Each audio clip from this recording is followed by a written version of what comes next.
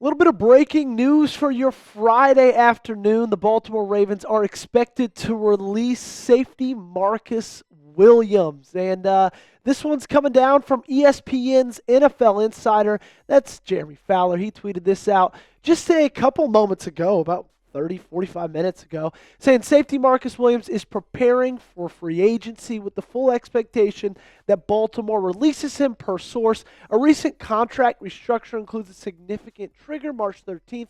Williams, benched last season, has 20 career interceptions. And I'm going to talk about this more in just a little bit, but this isn't anything surprising. We all kind of saw this coming. And you know what? With the season that Williams had this past year, I don't think this is that big of a loss. We got a lot more to dive into on the whole Williams front. But before that, make sure you guys hit that subscribe button, okay? I know I shouted this out in the video I just put out like an hour and a half ago before this news broke.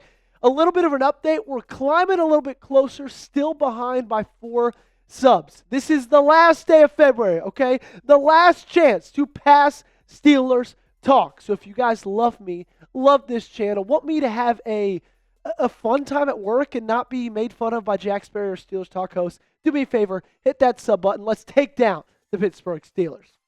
So, like I said off the top, we all saw this coming, okay? We knew this was going to happen. We honestly, before even the contract restructure, we all probably knew this was going to happen after he got benched this past season. But then in early January, right, signs a new contract, signs a new deal. And if you guys think I'm just talking out of my rear end saying we all saw this coming and trying to give myself a little bit of pat on the back, here's a little bit of photographic proof, okay?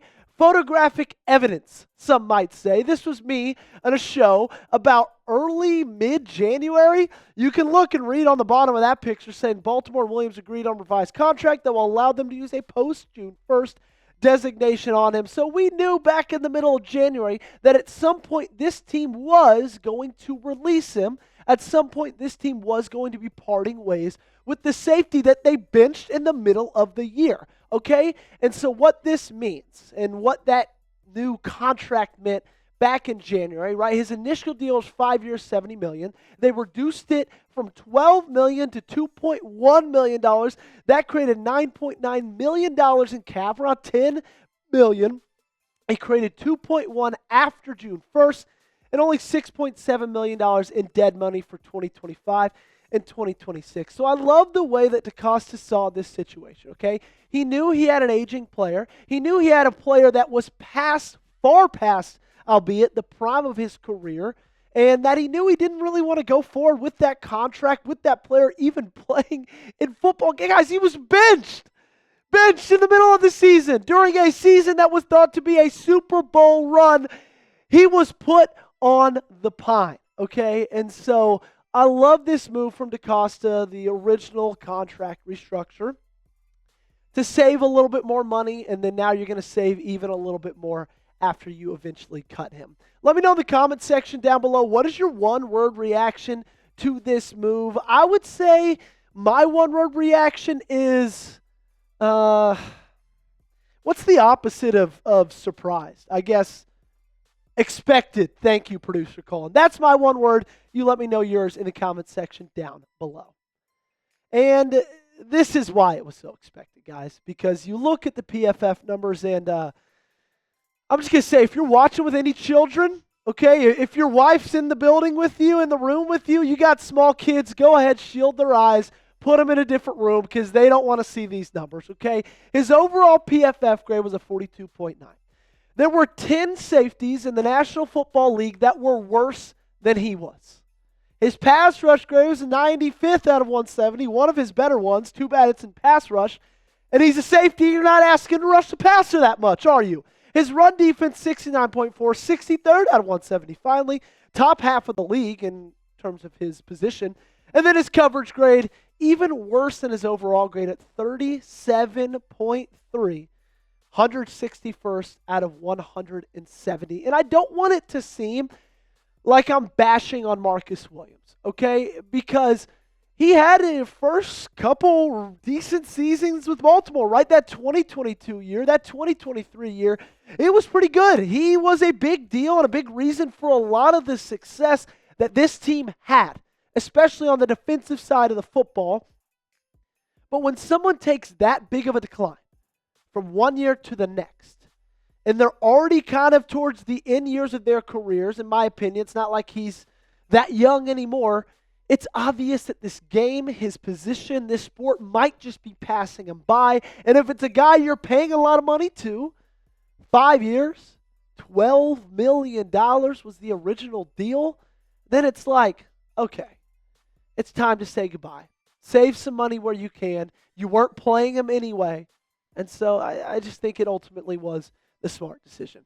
I asked you guys to hit that sub button earlier. These are 5 of our most recent subscribers. Jordan Robertson, JRF, King Bowers, Young Russ 346, and Caesar Goodling. Shout out to all 5 of you guys for hitting that sub button like I ask every single video and for joining us right here on the Ravens Rundown. Okay, we've grown exponentially over the last 5 or 6 months. So thankful for every single one of you guys who have joined us in this journey. We're only getting started. We're ramping everything up. This is the best place to be on YouTube. And if you want a shout out in a video this next week, go ahead. Hit that sub button as well. And the funny thing is about this season is that Baltimore made a massive jump immediately after they replaced Marcus Williams. Okay, it wasn't like it was like, okay, throw Aradarius Washington in there. Let's knock the rust off a little bit. Going to take 3, 4, 5 weeks probably to get the legs on them. No, it was immediate, okay? And not even just with the numbers, but just watching, looking at the tape, looking at the film. Aradarius Washington was better than Marcus Williams. And the numbers speak to that as well, okay?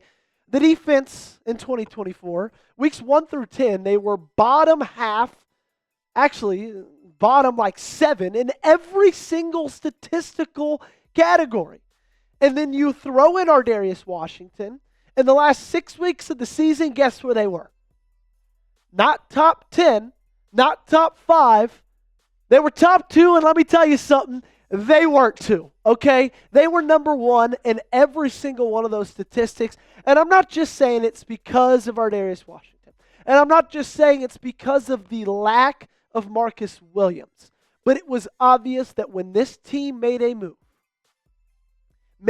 move to put Marcus Williams to the side, bring Aradarius Washington into the fold, that things changed.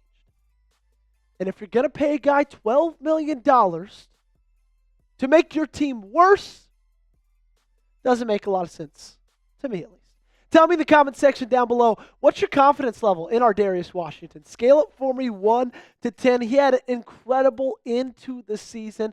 My confidence level, just from where he is as a physical, run-stopping player, I'm at like an 8 or 9. Love him out there with Kyle Hamilton. You let me know yours in the comments section down below. And you see the statistics right there. 33 tackles, not a single interception, 2 pass breakups. And I think it's hard for us to remember how just how rough his year was. Okay, and again, I'm speaking carefully because I don't want to be too hypercritical. Okay, I know that if I was in his position, I couldn't make the plays that he was making. I know if I'm out there, right, it's like, I'm not saying that I'm better than Marcus Williams when I say he had a bad year. It's my job to analyze this football team, and in my analyzation, it's obvious he was not playing up to his level, up to the level that's expected of a $12 million guy, okay?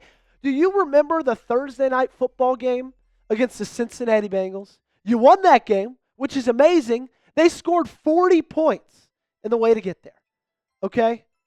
Jamar Chase, I believe he had like 300 yards, 3 touchdowns. This picture, Terry McLaurin and Marcus Williams, that was the same thing we were seeing Sunday after Sunday for the entirety of the year. So I'll end this whole thing kind of back where we started it, okay? We knew this was coming. This isn't a surprise, right? It's breaking news, but it's not surprising news, okay? There's a difference in the two. We knew this would happen. This needed to happen, and I'm happy that it happened. Now you got to turn your focus to the draft, to free agency. You got a little bit more coin to spend, right? About $2 million more in cap space with the release of him eventually. So now you turn to the draft. How can you add depth? Okay, how can you add to that safety room? Can you do it in the draft? Do you need to trade? Do you need to do it in free agency? How can you get better guys on your team now that Marcus Williams is off? That's where you turn right now. Make sure that you guys hit that sub button, okay? Because when we got breaking news, we make a video, okay? This is the best place to be if you're a Ravens fan on YouTube. This news happened like 50 minutes ago, and we're already going to have a video up on the channel, okay? When you're watching this right now, probably be a little bit longer than 50 minutes ago, but you guys get what I'm saying. If you haven't already, hit that sub button. Join us for the best coverage right here on the Ravens Rundown.